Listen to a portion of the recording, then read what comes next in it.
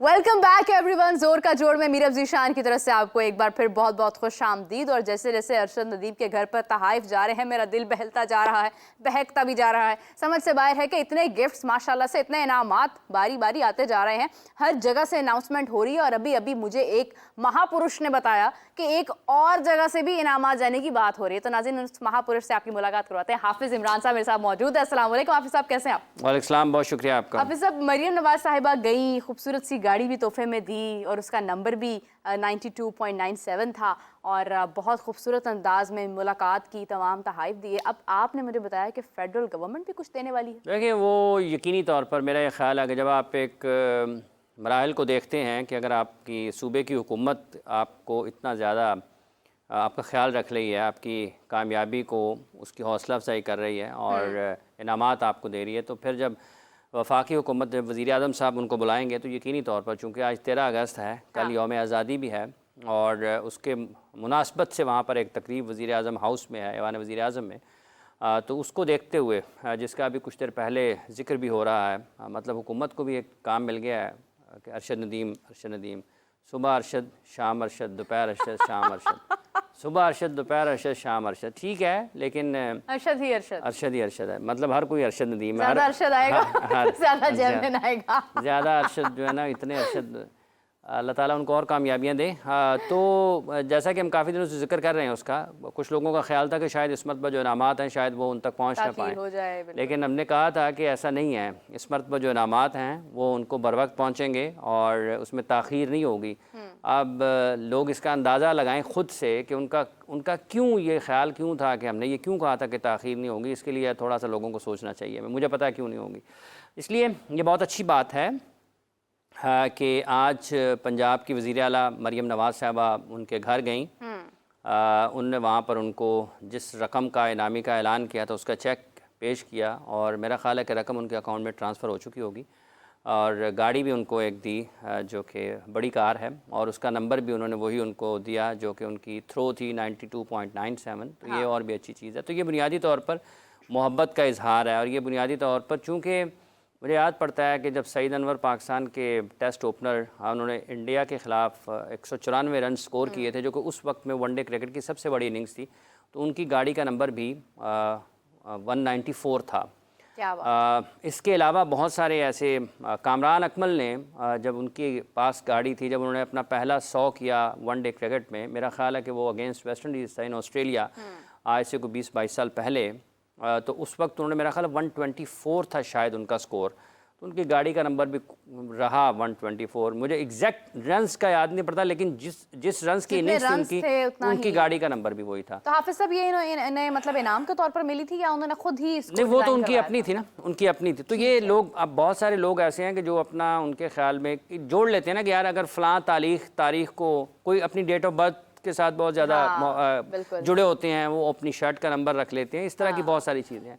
सो ये जो एक वाक़या है ख़ास किस्म का 92.97, तो उसकी गाड़ी उनको मिली है, बहुत अच्छी है। लेकिन साथ ही साथ इसके बड़ी हैरान कुन चीज़ ये भी है कि पाकिस्तान में अब मीडिया ये भी रिपोर्ट कर रहा है कि वो जो उनका आबाई घर है, दर हकीकत उनका एक और घर भी है जो कि, यानी मियाँ चन्नू के अलावा, मियाँ चन्नू में ही जो उनका आबाई घर है वो गांव में है ना। तो एक उनका जो घर है जो कि मियाँ चन्नू के महंगे इलाके में उसका शुमार होता है, उसकी तस्वीर भी मीडिया पर शेयर हो रही हैं पाकिस्तान में।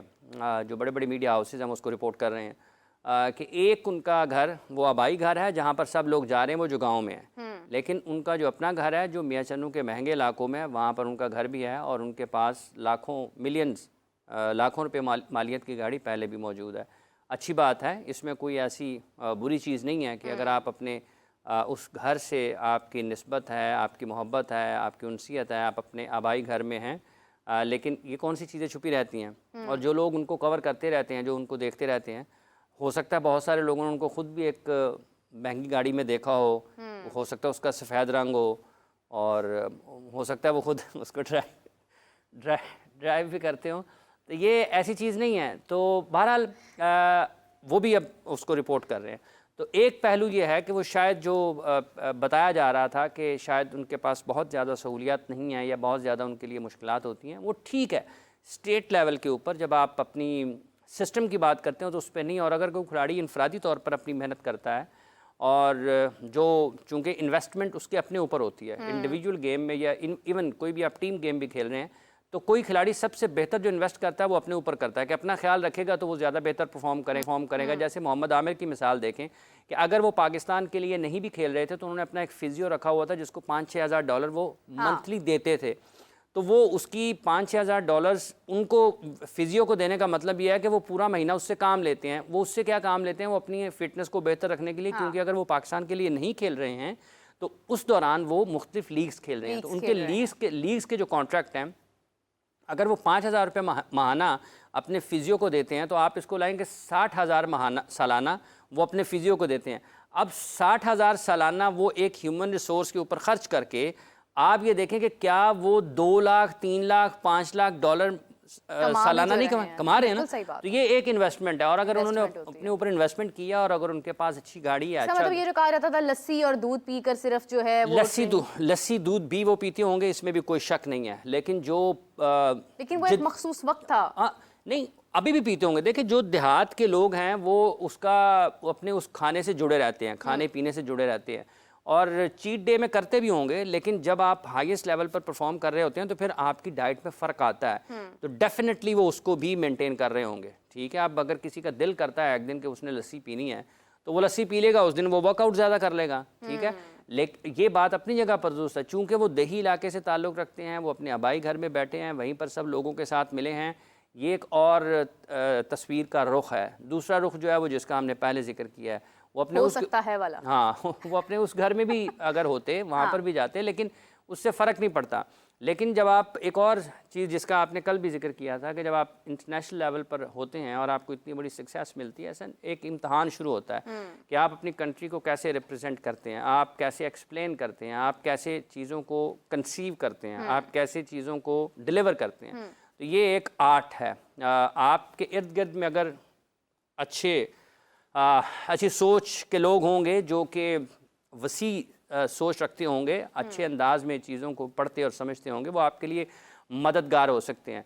सो इससे फ़र्क नहीं पड़ता है कि उन्होंने किस घर में गए। ठीक है, वो भी उनका घर है, वो भी उनका घर है। वो जो दूसरा घर दिखाया जा रहा है वो भी उन्होंने अपनी मेहनत से बनाया है, ये वाला घर भी उनकी अपनी मेहनत से बना है जिसके 2-3 कमरे बताए जाते हैं। ठीक है, दुनिया के पास दोनों रुख आएंगे, लेकिन अब इसके बाद जो बुनियादी तौर पर यह सवाल है, जिस तरह से मरियम साहबा ने किया है, वज़ीर आला पंजाब के उनके घर गई हैं, उनको इनामात से नवाजा है और वफाकी हुकूमत भी उसी तरफ जा रही है, वो भी बड़े इनामात देगी।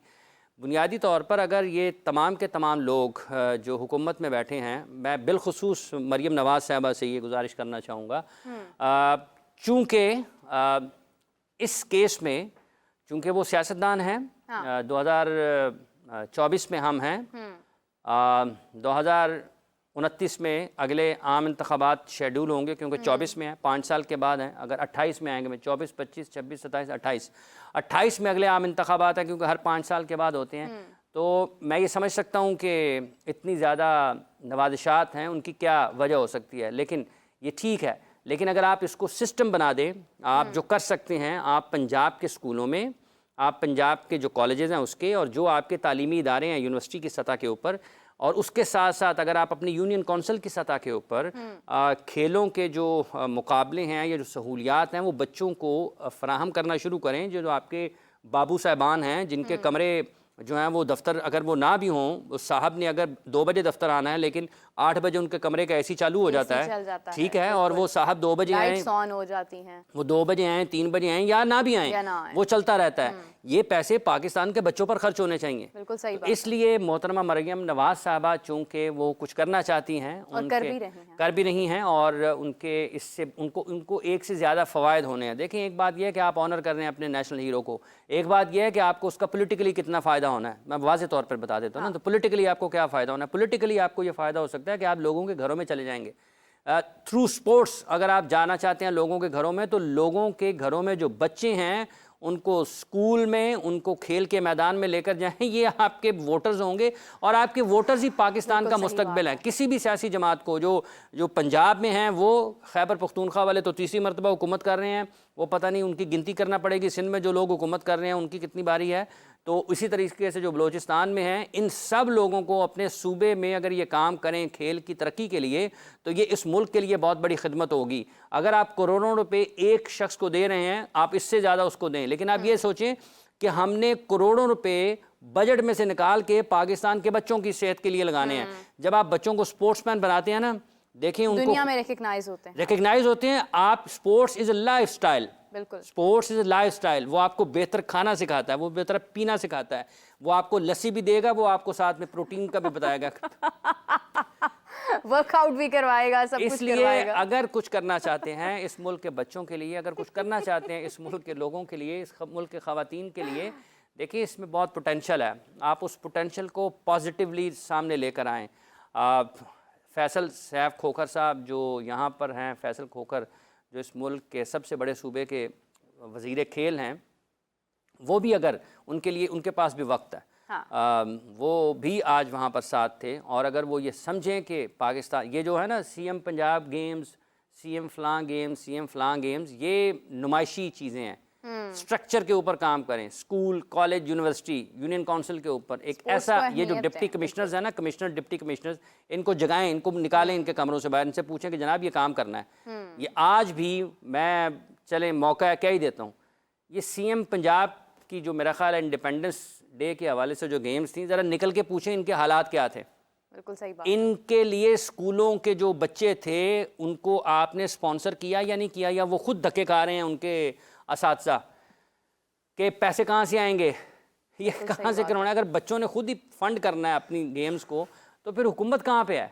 तो एक पहलू वो है जो आपको मियाँ चन्नू में नज़र आया है 10 करोड़ का, और एक मेरा ख्याल है वो जो गाड़ी उन्होंने दी है उसकी भी करोड़ों से कीमत बढ़ गई हुई है, तक की तो हाँ ज़्यादा हो गई है, डॉलर नीचे आया, उसकी कीमत ऊपर चली गई है। बहुत सारी गाड़ियाँ, बहुत वो लोगों ने 20-20 लाख में भी खरीदी हुई हैं, अब वो 1 करोड़ से ज़्यादा की ऊपर चली गई है। हाँ। तो बहरहाल जब मेरा ख्याल है आबिद अली को जब मिली थी गाड़ी, उस वक्त मेरा ख्याल है आबिद अली ने जब टेस्ट डेब्यू के ऊपर और वनडे डेब्यू के ऊपर 100 किया, तो उनको भी एक गाड़ी, मेरा ख्याल उस वक्त इसकी कीमत 4 मिलियन थी। तो अब उसकी कीमत जो है वो काफ़ी बढ़ गई हुई है, क्योंकि उसके बाद डॉलर नीचे आया, ये 3-4 साल पुरानी बात है। तो बहरहाल best of luck Arshad Nadeem और पाकिस्तान के हुक्मरानों के लिए। आज वज़ीर-ए-आज़म साहब ने मिलना, अल्लाह करे कोई अच्छा ऐलान कर दें वहाँ पे। अच्छा ऐलान ही होगा, अच्छे ऐलानात ही हो रहे हैं जब से अरशद नदीम साहब आए हैं। लेकिन जो पॉइंट हाफिज साहब ने रेज़ किया बहुत इंपॉर्टेंट है कि हमें खेलों को अहमियत देनी है, हमें हर लिहाज से उसका फ़ायदा ही फ़ायदा है। बहुत सारे बच्चे, बहुत सारे लोग अपनी काबिलियत को छुपा कर दूसरे कामों में ख़ुद को मसरूफ़ कर देते हैं, बगैर ये सोचे कि उनको उनकी काबिलियत कहाँ तक पहुँचा सकती है। और उसकी एक बहुत बड़ी वजह यह है कि पॉलिटिकली उस चीज़ को सपोर्ट नहीं किया जाता है। हाफिज साहब, इनका पॉलिटिकली भी बहुत फ़ायदा है, ये जो सियासी जमातें हैं ना, फ़ायदा है इनका इतना फ़ायदा है, इतना। मैं आपको एक मिसाल बताता हूँ। हाँ। ये ना इचरे में एक मरतबा बल्दियाती इलेक्शन हो रहे थे। अच्छा, ठीक है, यहाँ से कोई 5-7 किलोमीटर के फासले पे होगा इलाका। तो बल्दियाती इलेक्शन हो रहे थे, तो जो साहब इलेक्शन जिन्होंने लड़ना था नाज़िम का, उन्होंने पूछा जी की था जाएगा। उनको मशवरा मिला कि जनाब पूरी यूनियन काउंसिल में ना क्रिकेट का टूर्नामेंट करवा दें।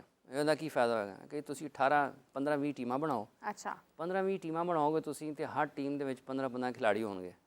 तो 15-15 खिलाड़ी का मतलब ये है कि 300 खिलाड़ी आपके अगर 20 टीमें बनाएंगे तो कम से कम हो जाएंगे।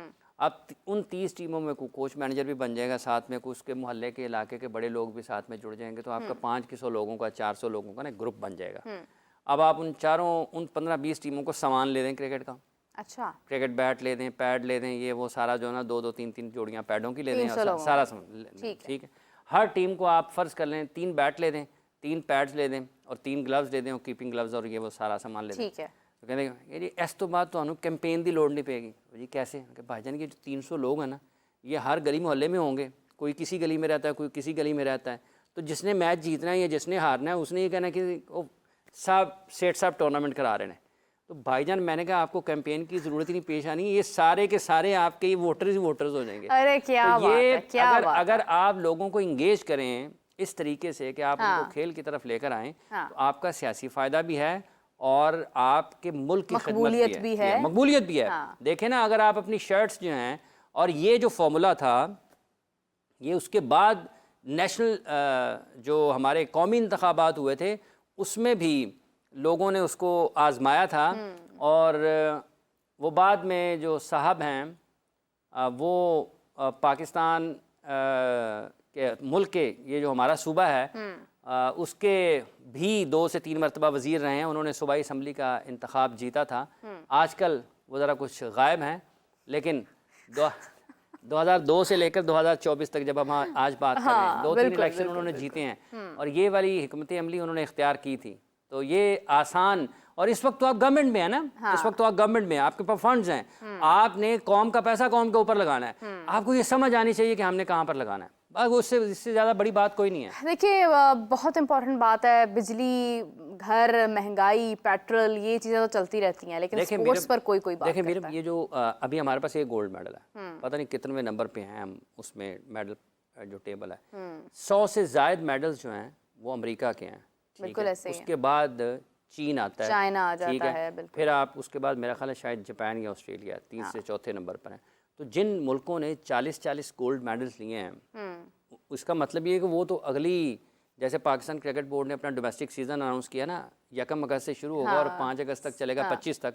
तो वो तो इसका मतलब है कि 2024 में उन्होंने शिरकत की है ओलंपिक मुकाबलों में। हर 3-3 दिन बाद वो जो है ना वो बनाते रहें तो अगले ओलंपिक तक वो जश्न ही मनाते रहेंगे उनका 40 मेडल। तो हमें इससे आगे बढ़ने की ज़रूरत है। इससे आगे इस वक्त का एक यही सबक निकलता है कि हमें इससे आगे बढ़ने की ज़रूरत है, इस सिस्टम को बेहतर करने की ज़रूरत है, तालीमी इदारों में बच्चों का ख्याल रखें। देखिए अभी काबिल ज़िक्र है ये मौजू, स्पोर्ट्स पर बहुत बात हो रही है, जहाँ पर इतने तहाइफ दिए जा रहे हैं और उसकी भी पॉपुलैरिटी भी हो रही है। वहाँ पर अगर आप स्पोर्ट्स के मुतालिक कोई बेहतर फैसला लेते हैं, उसकी भी उतनी ही मकबूलियत होगी जितनी इस वक्त अरशद नदीम को तहाइफ देने की बात हो रही है। देखिए अगर कहीं पर आप कोई लॉ पास कर देते हैं, अभी इस वक्त तमाम लोगों की नज़रें स्पोर्ट्स के ऊपर हैं, अगर अभी आप कोई ऐसा कोई कानून बना देते हैं कि स्पोर्ट्स जो है, जिस तरह हाफिज साहब ने एक पॉइंट बार बार जिक्र किया उसका, कि इसको गैर निसाबी सरगर्मियों के बजाय हम निसाबी सरगर्मियां बनाया जाए, सबसे इम्पोर्टेंट चीज़ है। आज वज़ीर आज़म साहब जब रात को उनसे मिल रहे हैं तो वो ये ऐलान कर देना कि स्पोर्ट्स मुल्क में गैर निसाबी सरगर्मियाँ नहीं हैं, ये हम निसाबी सरगर्मी, इसको निसाब का हिस्सा बनाएं, बच्चों को खेलने कूदने वाला बनाएं, बच्चों को जितना वो देखें। अगर कोई 8 साल की 10 साल की उम्र में हारना सीख ले, आप ये देखें कि हारना सीख लेगा तो वो किस हद तक, जब वो 25 साल का होगा या 18 साल का होगा या 22 साल का होगा, अगर उसको 10 साल की उम्र में हारना आ गया तो उसको पता लगेगा मैंने बाउंस बैक कैसे करना है, मैंने जीतना कैसे है। स्पोर्ट्स आपको ड्राइव करती है हाईएस्ट लेवल पर लेकर जाने के लिए। ये स्पोर्ट्समैन ही है जो बर्फपोश पहाड़ों पर चढ़कर अपने मुल्क का झंडा लगाते हैं, उनके भी नाम रोशन होते हैं। ये स्पोर्ट्समैन ही हैं जो पेरिस में खड़े होंगे तो आपके मुल्क का झंडा ऊपर आएगा। ये स्पोर्ट्समैन ही हैं जो 1982 में पाकिस्तान इंडिया में हॉकी का वर्ल्ड कप जीता था तो पाकिस्तान का झंडा ऊपर गया था। ये खेल को समझें। इस आज जिस मुल्क को, जिसकी इकोनॉमी को इतनी ज़्यादा ज़रूरत है, मईशत को ज़रूरत है, आप ये तसव्वुर करें कि इस मुल्क में अगर बैनुल अक़वामी खेलों के मुकाबले शुरू हों तो आपकी मईशत को कितना फ़ायदा होना है। इसलिए अगर हुकूमत कुछ चाहती है करने के लिए, और पाकिस्तान के पास बहुत ज़्यादा वेन्यूज़ हैं, अपॉर्चुनिटीज़ हैं बहुत ज़्यादा, हम अपने मुल्क को एक्सप्लोर कैसे कर सकते हैं, कैसे दुनिया के सामने रखते हैं। देखिए आप कश्मीर में करवाएं, आपके नॉर्दर्न एरियाज़ हैं वहाँ पर करवाएं, वो चित्राल में जब होता है, क्या उसको कहते हैं, पोलो फेस्टिवल, वो दुनिया देखती है उसको। कोई एक जगह तो बताए ना जहाँ से आपको लगे कि यार हाफिज साहब स्पोर्ट्स इतनी वास्ट है कि उसके अंदर आप कहीं पर भी चले जाएं, आपके पास इतनी चीज़ें हैं, इतना कुछ है कि आप कुछ भी उसके अंदर एक्सप्लोर कर सकते हैं। लेकिन इट्स ऑल अबाउट कि आप इंपॉर्टेंस किस चीज़ को देते हैं। हाफिज साहब क्रिकेट को बहुत ज़्यादा अहमियत दी जाती है और क्रिकेट पर बात भी बहुत ज़्यादा होती है। जब से अरशद नदीम अगर ये जेवलिन ना थ्रो करते और ये गोल्ड मेडल ना जीते तो वही आपके वाली बात कि अभी बहुत सारे लोग जूलन ही बोल रहे हैं इसको, और ये अभी भी हम लोग चैम्पियंस ट्रॉफी की ही बात कर रहे होते और हम टेस्ट सीरीज़ की बात कर रहे होते। अभी गुज़िश्ता कुछ दिन पहले जब हम जिक्र कर रहे थे मेंटोर की तलाश थी पीसीबी को, और आज खबर सामने आती है कि टेस्ट के लिए जो है वो दोबारा से जिम्मेदारी जो है वो चीमा साहब को दे दी गई है। ऑस्ट्रेलिया में भी, ऑस्ट्रेलिया के साथ जब हमारी टेस्ट सीरीज़ तब भी दी गई, न्यूजीलैंड के साथ भी, और अब फिर और एक तरफ हाफिज साहब दावे किए जाते हैं कि नए लोगों को मौका देना चाहिए और डिसिप्लिन पर कोई कंप्रोमाइज़ नहीं होगा, कुछ भी नहीं होगा। तो हाफिज साहब ये तमाम फैसले, जो बातें कुछ और होती हैं और फिर फैसले वहीं पर हम चले जाते हैं, इतनी हमें क्या इनसिक्योरिटी है कि हम घूम घुमा कर वहीं पर आ जाते हैं जहाँ से हमने शुरुआत की होती है। देखिए एक बात तो यह है कि वो पहली मरतबा नहीं आए, बिल्कुल। उससे पहले मैं एक और बात जो आपने मज़ाह में जाते जाते जिक्र किया, देखिए उसको जूलियन कहें या जेवलिन कहें लेकिन जब वो फेंकी जाती है और 92.97 होती है ना, फिर पता लग जाता है कि ये जेवलिन है। जहाँ तक ताल्लुक़ है उनका नवीद अकरम चीमा साहब का, जिनका आपने कि पाकिस्तान क्रिकेट टीम का मैनेजर उन्हें मुकर्रर किया जा रहा है या पाकिस्तान क्रिकेट बोर्ड में, इनका नाम तो कहीं और से आता है। एक बात ये, दूसरी बात ये है कि इनका जब पहला दौर था, इनके बारे में ये उस वक्त के मेरा ख़्याल है अभी सर्विस में थे, मेरा ख़्याल है ये 10, 11, 12 की बात है ये, तो उस वक्त थे। बाद में जब ये आए, जब अभी ज़का साहब आए तो इनको उन्होंने बनाया। इस वक्त के बारे में लोगों के, उस वक्त पाकिस्तान क्रिकेट टीम के हालात और थे, उस वक्त भी ये सख्त बहुत हैं। जब अब आए, जब ये ज़का साहब के साथ दोबारा, तो इस बारे में लोगों की राय ये थी कि इस मरतबा उनके हालात वो नहीं थे, मतलब उतनी ज़्यादा डिसिप्लिन के मामले में चीज़ें नहीं थी। और ये डिसिप्लिन का मसला ये है कि उसमें कोच भी शामिल है ना, उसमें कप्तान भी, कप्तान की अपनी भी कॉल हो सकती है। अगर सीनियर टीम मैनेजर जिनको आपने बनाया था, और मंसूर राना मैनेजर थे वैसे टीम के, मंसूर राना 2-3 साल तक पाकिस्तान टीम के मैनेजर रहे हैं। उस दौरान रिपोर्ट तो कुछ नहीं हुआ ऐसा कि मैनेजमेंट की सतह के ऊपर कोई आपको खामी नज़र आई हो, कोई इस किस्म की नज़र आई है। अब तो ये सिर्फ और सिर्फ ये है कि एक जगह से आपको नाकामी हुई है, मैनेजर को भी आपने निकाल दिया, सीनियर टीम मैनेजर को भी निकाल दिया, और अब आपने एक और शख्स को ज़िम्मेदारी दे रहे हैं मैनेजर की।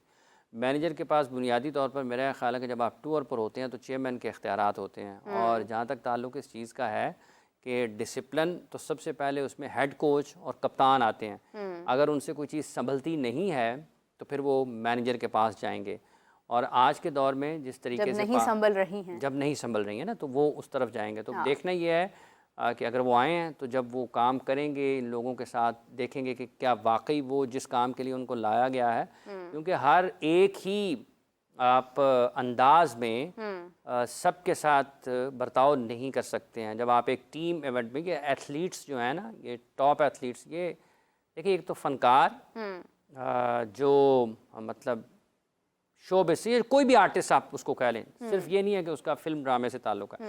आर्टिस्ट कोई भी होता है ना, वो ज़रा हसास होता है, उसकी सोचने का अंदाज़ उसका मुख्तलिफ होता है।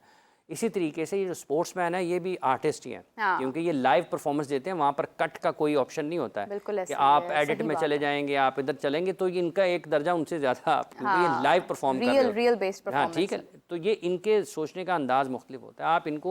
आप इनको ना उनकी तरह नहीं ट्रीट कर सकते कि मतलब आप कैदियों की तरह नहीं बना के रख सकते इनको। आपको इनके मसाइल को समझना पड़ता है, आपको लाइन ड्रॉ करना पड़ती है। बना के रखते हैं ठीक है, ये कवानीन है, ये SOPs हैं, इसकी अगर आप वायलेशन करेंगे तो आपके ख़िलाफ़ कार्रवाई होगी, ठीक है। लेकिन उनको बनाते हुए आपने ये ख्याल करना है कि ये अपने घरों से दूर रहते हैं, इनके पास तफरी का कोई मौका और सामान होना चाहिए, और उसका इंतज़ाम करना भी ज़िम्मेदारी है उस मैनेजर की जो टीम के साथ होता है। ये सारी चीज़ें उसको देखने की ज़रूरत है। अब देखना ये है कि दूसरे दौर में जब ये आए थे, वो उस वक्त तो लोगों के तहफ़्फ़ुज़ात थे, अब दोबारा उनको लगाया जा रहा है। अब अल्लाह करे कि वो पाकिस्तान की टीम के लिए बेहतर अपनी खिदमात अंजाम दें, और टीम बेहतर हो, क्योंकि आगे फिर चैम्पियंस ट्रॉफ़ी भी है पाकिस्तान की। और उस चैम्पियंस ट्रॉफ़ी को देखते हुए हमें उम्मीद रखनी चाहिए। लेकिन जब ये जिक्र किया ना आपका नवीद अकरम चीमा साहब को, नरेंद्र मोदी भी ज़हन में आए हैं, क्योंकि जेवलिन का बड़ा जिक्र है ना, तो जैसे जिक्र किया उन्होंने नीरज चोपड़ा की वालदा ने अरशद नदीम का, तो उनकी वालदा को तनकीद का निशाना बनाया गया। उसके ऊपर नीरज ने भी अपने ख़यालात का इज़हार किया कि उनकी वालदा जो है वो अपने दिल से बात करती हैं, कोई भी है तो उनका अपना एक एहसास, उनको फ़र्क नहीं पड़ता कि सोशल मीडिया पर क्या हो रहा है। तो उस पर भारतीय वज़ीर आज़म जो है नरेंद्र मोदी साहब, उन्होंने भी उनके इस जज्बे की, आला बड़ी अनहोनी सी होगी लोगों के लिए, लेकिन उन्होंने भी उनके इस जज्बे की तारीफ़ की। उन्होंने कहा जी कि ये मैं आपके इस जज्बे से मुतासर हुआ हूँ।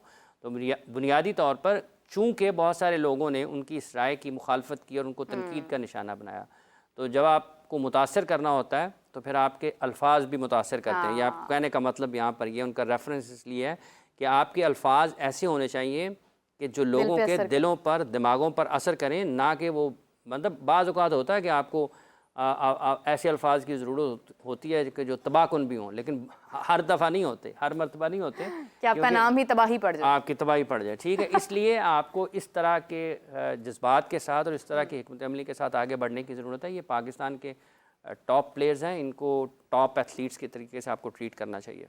बिल्कुल सही है हाफिज़ साहब, बहुत इंपॉर्टेंट चीज़ थी ये भी कि जो उन्होंने हाफिज़ साहब ने पूरा उसकी बैकग्राउंड जिस तरह से बताई है कि जहाँ से चलते आते हम आज यहाँ तक पहुँचे हैं। सिचुएशन बहुत डिफरेंट है, अब टीम के हालात वो नहीं हैं जो पहले थे। न्यूजीलैंड में भी कुछ ना कुछ मसाइल थे, लेकिन वर्ल्ड कप के बाद तो वो मसाइल वाजिया हो गए, वर्ल्ड वाइड हो गए, नुमायाँ हो गए, तो अब चीज़ें और भी मुश्किल हैं और सर्टिफाइड हो गए। तो वो ये है कि सिचुएशन काफ़ी हद तक आपके लिए डिफिकल्ट हो भी सकती है। दूसरी जानिब हाफिज़ साहब, बांग्लादेश टीम भी आ चुकी है। अगर मैं थोड़ा सा इसको एंटरटेनमेंट की तरफ लेकर जाऊं तो बांग्लादेश टीम पहले भी पाकिस्तान आ चुकी है और इंडिया क्योंकि अपना शेफ लेकर जाते हैं। बांग्लादेशियों का भी कोई ऐसा खास शौक है पाकिस्तान आकर कहीं खाने पीने का, कोई खास रुझान हो कहीं पर? देखें, जैसे आपने शेफ़ का जिक्र किया है ना, ये गुज़िश्ता बरस या उससे पहले जब ऑस्ट्रेलिया या इंग्लैंड की टीम जब पाकिस्तान आई थी ना, तो ये ख़बर आई थी कि शेफ़ साथ ला रहे हैं। तो मैं कुछ दोस्तों के पास बैठे हुए जो दहाइयों से क्रिकेट में हैं, तो उन्होंने ये बताया मुझे कि ये कोई पहला मौका नहीं है। रिपोर्ट हो गया होगा न शायद इस मरतबा कि शेफ़ साथ आ रहा है। तो इससे पहले भी जब गैर मुल्की टीमें पाकिस्तान आती थी तो शेफ़ साथ आते थे, शेफ़ साथ आते थे।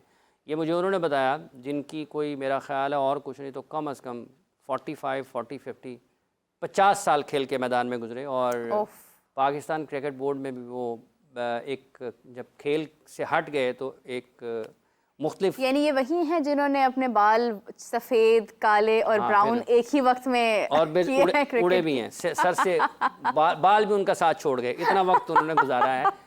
एक वक्त ऐसा आया कि बाल भी उनका साथ छोड़ गए। तो ये मुझे बताया कि ये काफ़ी पहले भी आते थे शेफ़।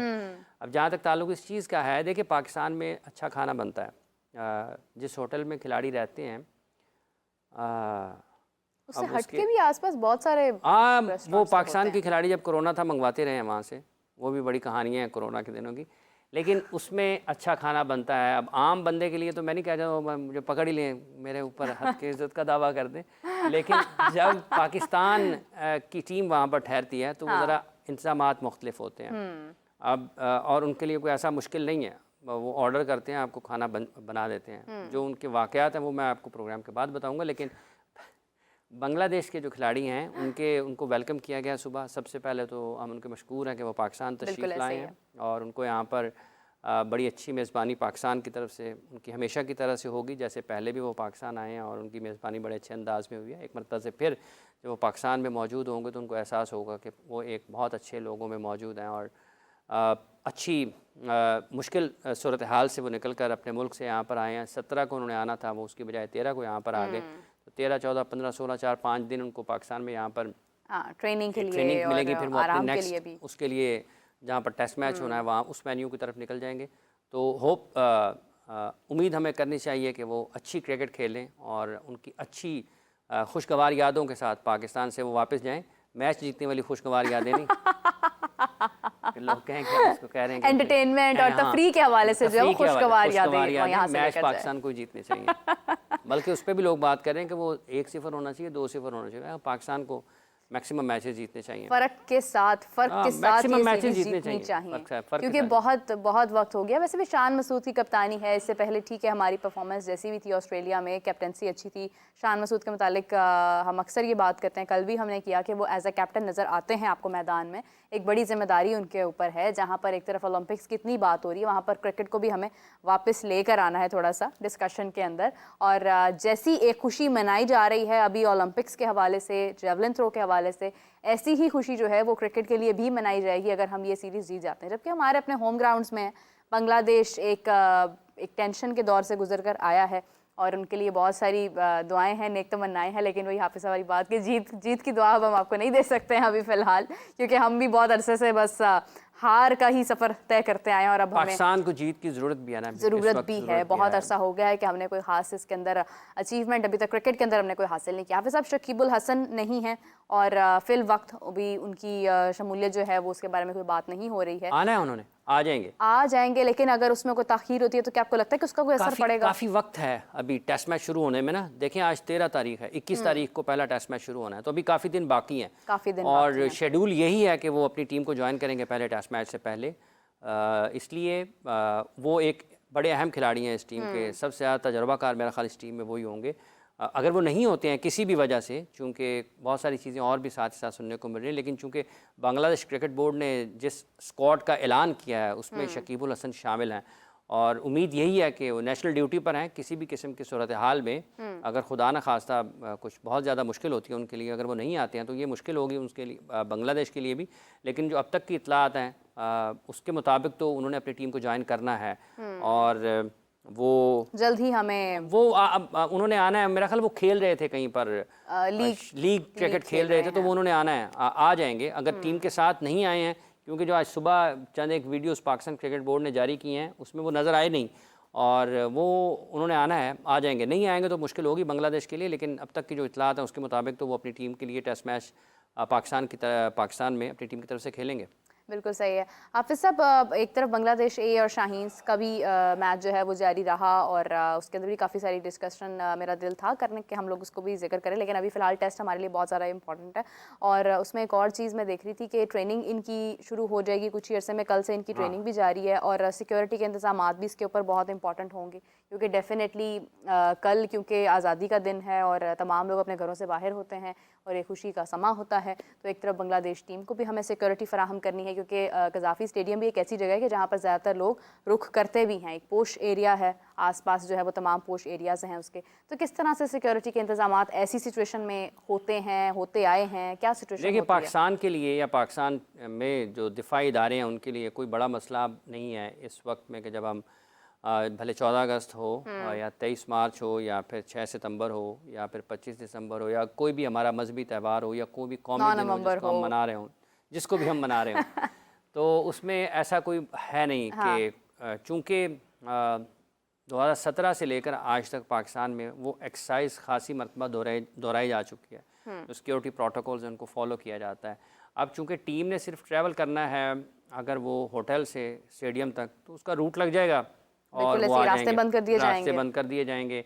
हो सकता है कि वो कोई मुतबादल कर लें, आप उनका एक सेशन जो है आप उनको कह लें कि ना करें, सुबह का सेशन करेंगे, उस वक्त रश कम होता है अगर वो आप मॉर्निंग टाइम में कर लेते हैं। शाम में ये होता है क्योंकि जितने भी रास्ते उस होटल से यहाँ तक आते हैं ग्राउंड तक, वो सब के सब जो हैं वो मसरूफ़ होते हैं। अगर आपने शाहराह कायद-ए-आज़म से आना है, अगर आपने फ़िरोज़पुर रोड से आना है, अगर आपने हमारे ये बाहर जो मेन बुलेवर्ड का है गुलबर्ग का, यहाँ से आना है या आपने जेल रोड से आना है, जितने भी रास्ते इस तरफ आते हैं वो सारे के सारे मसरूफ़ होते हैं। और मॉल रोड तो उसका सबसे बड़ा मरकज़ है, फिर जेल रोड दूसरा बड़ा मरकज़ है, ठीक है। फिर आपने अगर किसी भी रास्ते से निकलेंगे तो वो ज़रा मुश्किल हो जाएगा। तो मेरा ख्याल है अभी बज़ाहिर आपके सवाल से कि हो सकता है कि वो उसका मॉर्निंग सेशन रख लें और इवनिंग सेशन हो सकता है वो उसको ना कराएं, और ये भी हो सकता है कि वो उनको मॉर्निंग सेशन के बाद नेशनल क्रिकेट एकेडमी में एक बड़ी अच्छी सहूलत है आपको वक्त गुजारने की, वहाँ पे रूम्स बहुत अच्छे हैं, वो वहाँ पर भी खिलाड़ी ठहर के शाम को ट्रेनिंग दोबारा भी कर सकते हैं, फिर उनको रात गए वापस जाना पड़ेगा।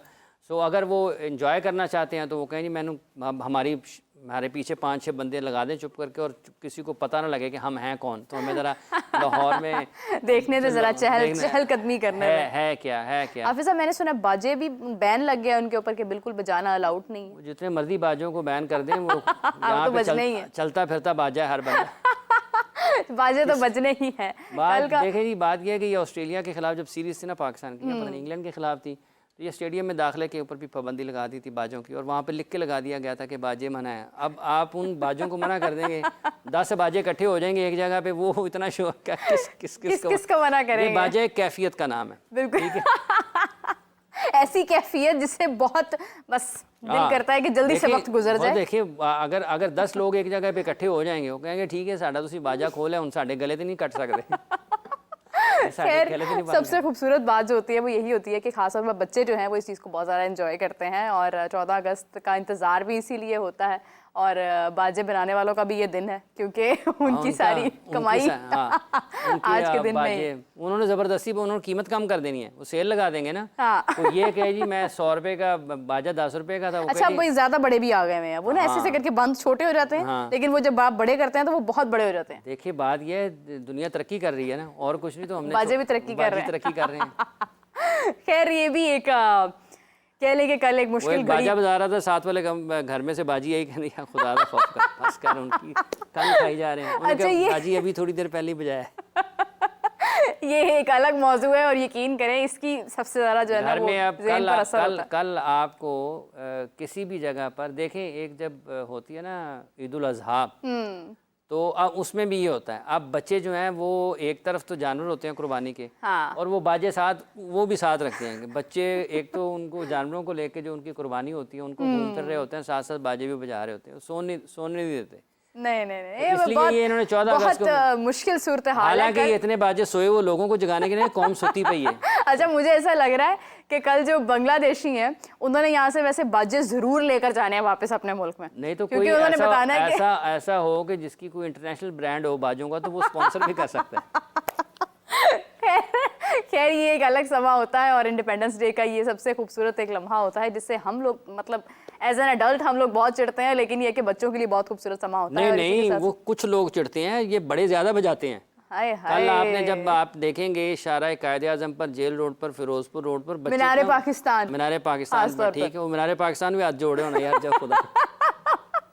चले कोशिश करेंगे कि कल हम लोग कुछ तो बाजा भी परेशान हो गया होगा, मैं कितनी फंस गया, मैं कहाँ बज रहा हूँ।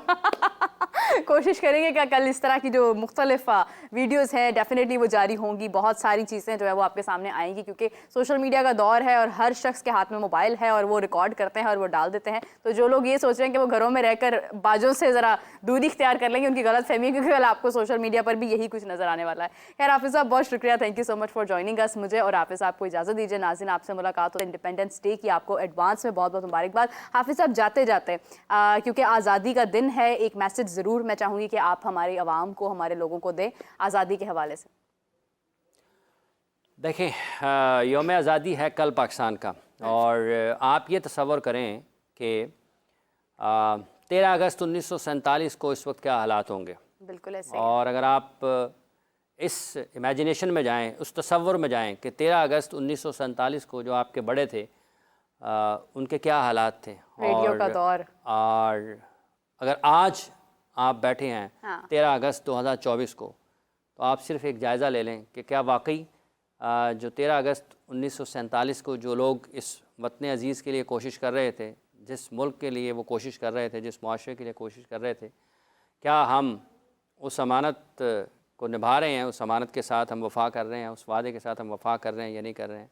अपने मुल्क को बुरा भला मत कहें। ये वो मुल्क है कि जब 14 अगस्त 1947 के बहुत बाद भी पूरे शहर में पेट्रोल पंप भी नहीं हुआ करता था और एक गाड़ी या एक मोटरसाइकिल किसी के पास होती थी, और उस वक्त पेट्रोल जो है वो बकरे के गोश्त की कीमत के करीब होता था। ठीक है, गाड़ी भी खैर किसी के पास होती थी। देखिए जी, वो लोग भी आज दुनिया में मौजूद हैं जिन्होंने इस शहर में गिनती की 4-5 मोटरसाइकिल्स को देखा हुआ है, 4-5 गाड़ियों को देखा हुआ है। तो इस मुल्क की कदर करें, इसने बहुत कुछ दिया आपको। आप ये देखें कि आपने वापस उस मुल्क को क्या देना है। इस मुल्क को छोड़ कर जाना वो उतना ज़्यादा अहमियत नहीं रखता है, या उसकी इसका मतलब ये है कि आप अपने बुज़ुर्गों की उस अमानत को सरेबदार छोड़ कर जा रहे हैं। इस मुल्क की तरक्की के लिए अपना किरदार अदा करें, अमानत के साथ, ईमानदारी के साथ, दयानत के साथ मोहब्बत करें इस सरज़मीन से, वैसे ही जैसे आप अपने घर वालों से मोहब्बत करते हैं। और उस सरज़मीन का जो परचम बुलंद हुआ 8 अगस्त को पेरिस में, 9 अगस्त को पेरिस में जब उनको तो गोल्ड मेडल मिला है, तो ये बुनियादी तौर पर ये पाकिस्तान की उस रूलिंग एलीट की, अशराफिया की, हुक्मरान अशराफिया की ज़िम्मेदारी है कि वो एहसास ज़िम्मेदारी पैदा करें, उसको बढ़ाएं और उसको नौजवानों तक मुंतकिल करें कि हमारा मुल्क है, या हमारे बुज़ुर्गों की हमारे पास अमानत है, हमने इसे आगे लेकर जाना है। हमारे ऊपर मुश्किल आई है, हम इस मुश्किल से निकलेंगे। ऐसा नहीं है कि हम इस मुश्किल से निकल नहीं सकते, हमारे अंदर बड़ी सलाहियत अल्लाह ने दी हुई है। बिल्कुल ऐसे ही है। बहुत खूबसूरत पैगाम हाफिज़ साहब ने जारी किया है। अपने मुल्क से मोहब्बत उसी तरह से करें जैसे आप खुद से अपने घर वालों से और अपने घर से करते हैं। ये आपके पास अमानत है और इसमें ख़यानत नहीं करनी है। Hafiz sahab again thank you so much. So everyone we will कल हम आपको ज्वाइन करेंगे, आपके साथ शामिल होंगे और बहुत सारी डिस्कशन हम इंडिपेंडेंस डे के हवाले से करेंगे। तब तक के लिए मुझे और हाफिज़ साहब को इजाज़त दीजिए। अल्लाह हाफिज़।